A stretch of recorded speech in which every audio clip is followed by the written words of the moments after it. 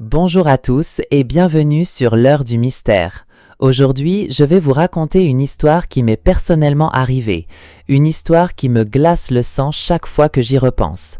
Parfois, la vérité la plus terrifiante se cache juste sous nos yeux, là où on s'y attend le moins, chez nos propres voisins. Restez bien avec moi jusqu'à la fin, car ce que j'ai découvert est au-delà de l'imaginable, et l'histoire est loin d'être terminée. Je suis actuellement dans une situation vraiment compliquée, et pour être honnête, je ne sais absolument pas quoi faire. Laissez-moi tout vous raconter depuis le début. Il y a 5 ans, mon voisin, Charles, nous a annoncé la terrible nouvelle de la disparition de son fils de 14 ans. Bien sûr, il a prévenu la police. L'affaire a fait la une des journaux locaux, on en parlait partout. Ma femme et moi étions anéantis pour eux. Nous leur avons proposé notre aide de toutes les manières possibles. Les années ont passé sans aucune nouvelle de leur fils. Nous avons supposé qu'ils avaient fini par accepter la situation, par comprendre que le pire était probablement arrivé. Jamais nous n'avons eu le courage de leur demander si le corps avait été retrouvé un jour. De temps en temps, Charles et sa femme nous invitaient pour un barbecue pendant les beaux jours. Nous avions remarqué qu'aucun des deux n'était plus jamais le même depuis la disparition.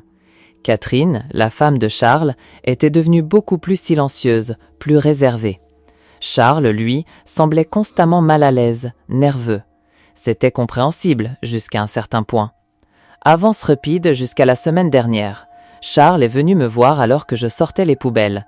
Il voulait m'emprunter une pelle. Sans hésiter une seconde, je suis allé lui chercher ma meilleure pelle, sans même lui demander pourquoi. Il m'a remercié, m'a dit qu'il avait juste quelques travaux à faire dans son jardin et qu'il me la rendrait le lendemain. Puis il a disparu dans son jardin. Je suis rentré chez moi. Et c'est depuis l'une des fenêtres de l'étage, qui donne directement sur son jardin, que je l'ai vu. Il était en train de creuser un trou vraiment grand. Il avait l'air de peiner un peu. Il a 56 ans après tout. Je me suis dit que j'allais prendre ma deuxième pelle et lui donner un coup de main. Au moment où j'entrais dans son jardin en l'appelant, il a levé la tête, a laissé tomber ma pelle et s'est précipité vers moi en disant « Non, c'est bon Thierry !» Je me débrouille. S'il te plaît, va-t'en. Je lui ai répondu « Mais qu'est-ce qui te prend? Ce n'est rien, je veux juste t'aider. » J'insistais, surtout à cause de sa réaction étrange. Il m'a alors dit, d'un ton glacial « Je ne te permettrai pas d'utiliser cette pelle dans mon jardin. » Puis il a pointé le portillan du doigt comme si j'étais un chien. J'étais tellement stupéfait par son comportement que je suis parti sans dire un mot de plus. Je suis remonté à l'étage pour l'épier par la fenêtre. Il a continué de creuser pendant au moins une autre demi-heure. Quand il a finalement semblé avoir terminé, il s'est mis à regarder tout autour de lui, vers les fenêtres des maisons voisines, comme pour s'assurer que personne ne l'observait. Et avant même que j'aie le réflexe de me cacher, son regard a croisé le mien. Il m'avait vu. Tout ce que j'ai pu faire, c'est m'éloigner nonchalamment de la fenêtre. Il tramait quelque chose et je voulais savoir quoi. J'ai continué de jeter des coups d'œil à son jardin de temps en temps, mais il ne creusait plus. Je me suis douté qu'il savait que je l'observais et qu'il attendrait la nuit pour continuer. Et j'avais raison. À 1h30 du matin, j'ai été réveillé par un bruit. Le son d'une pelle frappant la terre. Il faisait trop sombre pour voir quoi que ce soit de ma fenêtre. Alors, je me suis glissé dehors en silence et j'ai regardé par-dessus la clôture. Et là, je le voyais, distinctement en train de creuser. Quand il est rentré chez lui un instant, j'ai saisi ma chance. Je me suis approché pour voir ce qu'il y avait dans ce trou. La simple lueur de la lune a suffi à révéler un détail glaçant. Un petit bout de sac poubelle noir qui dépassait de la terre, tout au fond.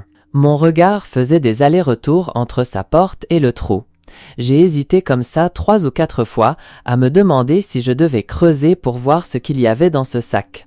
Finalement, la peur l'a emporté et j'ai couru me réfugier dans mon jardin. Et j'ai bien fait. Quelques secondes plus tard, il est ressorti. Mais il ne creusait plus. Il a disparu de l'autre côté de sa maison et n'est pas revenu. Je suis rentré chez moi et je me suis recouché sans faire de bruit pour ne pas réveiller ma femme. Le lendemain matin, la première chose que j'ai faite a été de regarder par la fenêtre. Le trou dans le jardin de Charles avait été complètement rebouché. J'ai aussi remarqué que son 4x4 était maintenant garé dans la rue et non plus dans son allée. Je ne sais pas ce qui s'est passé pendant le reste de la nuit, mais une pensée horrible m'a traversé l'esprit. Et si, au fond de ce trou, il y avait eu le corps de son fils ?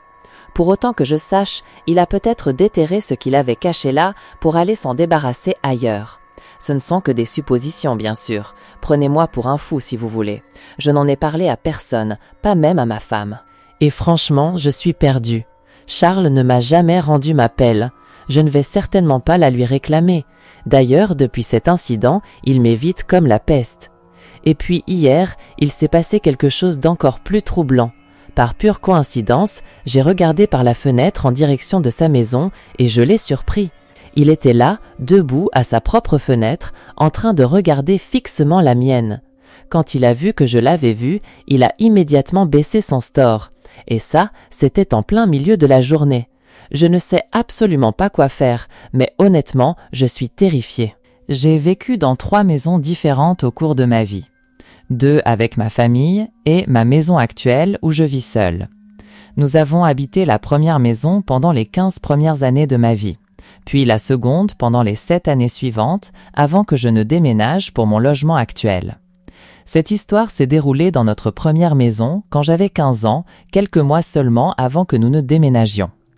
Je n'ai pas le souvenir que ma famille ait jamais été très proche des voisins. En fait, il y avait 2 garçons qui vivaient dans la maison d'à côté avec leur père, et mon frère et moi ne leur avions parlé qu'1 ou 2 fois dans toute notre vie. Aussi bizarre que cela puisse paraître, nous connaissions tout de même leurs prénoms, Eric et Théo. Un jour, alors que mon frère, qui a 5 ans de moins que moi, et moi jouons au basket dans l'allée. C'est à ce moment-là que l'un des 2 garçons, Théo, est sorti et s'est approché de nous pour engager la conversation.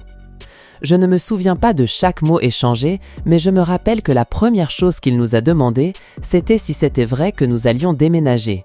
En tant que grand frère, c'est moi qui ai mené la quasi-totalité de la discussion. Théo avait probablement le même âge que moi. Je ne lui ai jamais vraiment demandé. À la fin de notre conversation, il m'a invité à venir avec lui et son frère pour tirer avec des pistolets à billes près de la rivière dans les bois au bout de la rue, le lendemain. J'ai accepté puisque c'était le week-end et que je n'avais rien de prévu.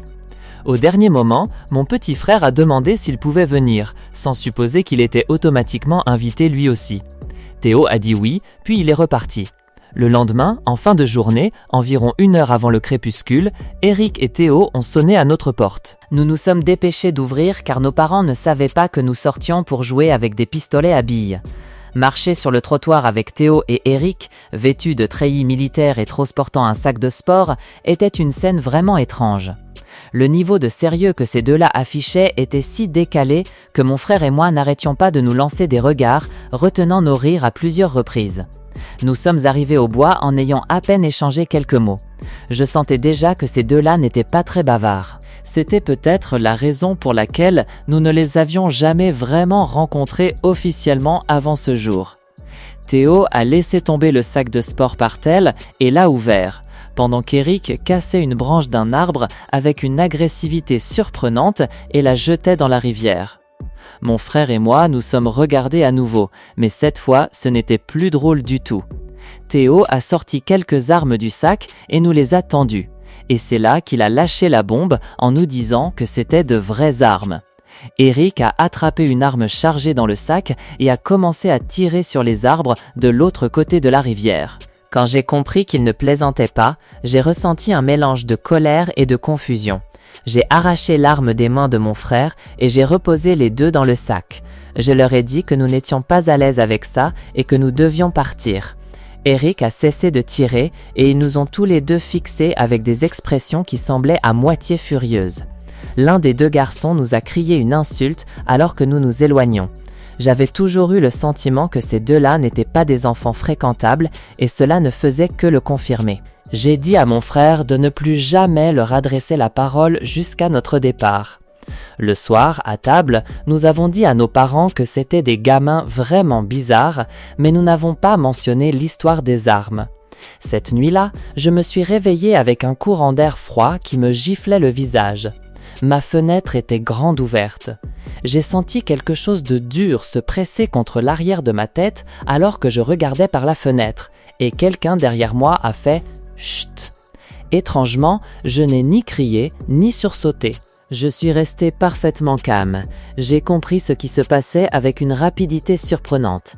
J'ai entendu la voix de Théo dans un murmure juste derrière ma tête. Il m'a dit que si jamais je parlais à quelqu'un, et surtout à son père, de cette histoire d'armes ou de leur visite, il reviendrait me tuer, moi et toute ma famille. J'ai répondu d'une voix basse et tremblante « D'accord ». Il a appuyé son arme contre ma tête avant de s'enfuir par la fenêtre. Chaque nuit qui a suivi, pendant des mois, je surprenais soit Théo, soit Eric à une fenêtre de leur maison en train de regarder dans ma chambre ou celle de mon frère. Leur comportement devenait de plus en plus étrange à mesure que la date de notre déménagement approchait. Une semaine à peine avant de partir, une pierre a été lancée contre ma fenêtre vers 1h du matin. J'ai ouvert ma fenêtre et j'ai vu Théo pointer un pistolet dans ma direction. Sentant ma dernière heure arriver, j'ai plongé au sol pour n'entendre que les deux garçons éclater de rire. J'ai entendu l'un d'eux me traiter de lavette. Il y a eu 2 autres incidents de harcèlement cette semaine-là, visant soit mon frère, soit moi. Et finalement, je ne pouvais pas imaginer un meilleur moment pour nous de déménager et de quitter cet endroit. Après toutes ces années, ni mon frère ni moi n'avons jamais parlé à personne de ces garçons ou de leurs menaces. Tout ce que je sais, c'est que ces deux-là n'attiraient que des ennuis. Et ce fut une excellente chose que nous soyons partis quand nous l'avons fait. Au moment où j'écris ces lignes, cette histoire s'est déroulée il y a à peine 2 semaines. J'ai toujours détesté la plupart de mes voisins. Je viens de finir mes études et je vis seul pour la première fois, mais cela a un prix. Je vis dans un quartier vraiment malfamé, le seul endroit où je pouvais me permettre d'avoir un appartement, donc je ne m'attendais pas à avoir les voisins idéaux. Les voisins d'un côté ont toujours leur musique à fond, tandis que les voisins de l'autre côté sont les personnes les plus effrayantes que j'ai jamais rencontrées de ma vie. Il y a 2 personnes qui vivent dans l'appartement d'à côté. Une femme d'une 60aine d'années qui n'est pas du tout amicale et qui, honnêtement, ne semble pas avoir toute sa tête. Et une femme un peu plus jeune qui souffre de troubles mentaux sévères. Je n'ai aucune idée de la relation qui les unit. Il m'arrivait souvent d'être assis sur mon balcon, de jeter un œil à côté et de voir la femme plus âgée retenir la plus jeune alors qu'elle était en pleine crise. Elle croisait les bras, se balançait rapidement d'avant en arrière tout en hurlant et en faisant des bruits étranges. Parfois, elle me regardait, me pointait du doigt et marmonnait des choses à l'autre femme. C'est vraiment troublant. Il m'arrive même de rentrer chez moi tellement je suis mal à l'aise. Bref, c'était une nuit comme les autres. Je devais me coucher tôt pour le travail le lendemain matin. Cependant, mes voisines faisaient un bruit inhabituel. J'entendais la femme malade crier et piquer une crise, tandis que la plus âgée criait de détresse. Cela a duré environ 1 heure et je n'en pouvais plus. J'ai marché d'un pas décidé jusqu'à leur porte et j'ai frappé avec force. La femme plus âgée a ouvert et m'a accueilli avec un « Qu'est-ce que vous voulez ?» glacial. J'ai demandé aussi poliment que possible de faire moins de bruit. En réponse, elle a haussé les sourcils et a penché la tête, clairement agacée par ma demande.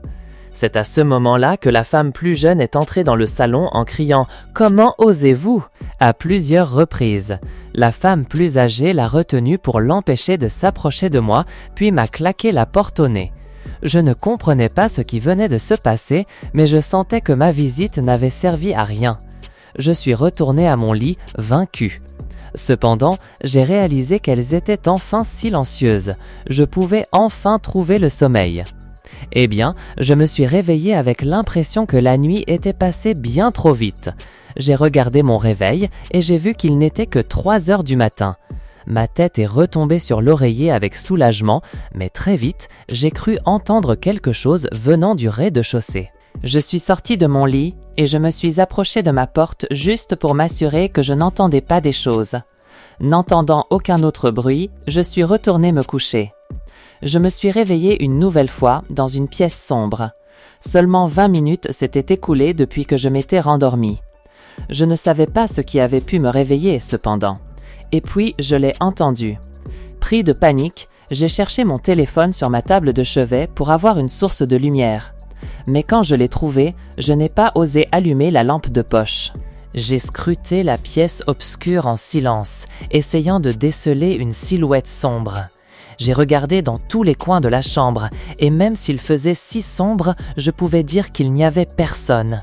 Cette fois, j'ai entendu d'où cela venait. Je me suis tourné vers le bord de mon lit et j'ai vu un objet sombre, comme un cercle noir, juste au bord du cadre en bois de mon lit. Quand la lumière de mon téléphone a révélé que cet objet noir était le visage de la femme malade de l'appartement d'à côté, elle a poussé un cri de démente. Elle a hurlé comme si elle était un vampire exposé à la lumière. J'ai hurlé aussi. J'ai hurlé en courant maladroitement vers la porte et j'ai trébuché à mi-chemin, me retournant pour voir la femme me suivre. J'ai claqué la porte de la chambre derrière moi et j'ai dévalé les escaliers où j'ai verrouillé la porte menant à l'étage. J'ai appelé la police pendant que la femme martelait la porte en hurlant des choses incompréhensibles. Quand les policiers sont arrivés, je leur ai dit que la femme vivait à côté et qu'elle avait de graves troubles mentaux. La femme plus âgée de l'appartement voisin est arrivée après avoir entendu tout le remue-ménage et a parlé aux policiers, les suppliant de la laisser tranquille. Mais ils ont insisté sur le fait qu'ils devaient l'emmener, au moins pour la nuit. L'un des officiers m'a demandé si je voulais porter plainte, et pendant qu'il posait cette question, la femme plus âgée m'a lancé le regard le plus diabolique et haineux que l'on puisse imaginer. J'ai choisi de ne pas porter plainte, mais son regard n'a pas changé. Les officiers ont emmené la femme malade pendant que la plus âgée continuait de me fixer en retournant chez elle. 5 minutes plus tard, je l'ai vue monter dans sa voiture et partir. Ces deux femmes vivent toujours à côté de moi. J'envisage sérieusement de déménager car la voisine la plus âgée me fait clairement comprendre qu'elle me méprise. Et j'en ai conclu que la femme malade n'est pas seulement terrifiante, mais aussi dangereuse. Et c'est ainsi que se terminent les histoires angoissantes d'aujourd'hui. On espère qu'elles vous ont donné quelques frissons. Si ce genre de contenu vous plaît, n'oubliez pas de laisser un pouce bleu, de vous abonner à la chaîne L'Heure du Mystère et de partager cette vidéo. Dites-nous dans les commentaires ce que vous auriez fait à ma place. On se retrouve très bientôt pour de nouveaux mystères. D'ici là, soyez prudents.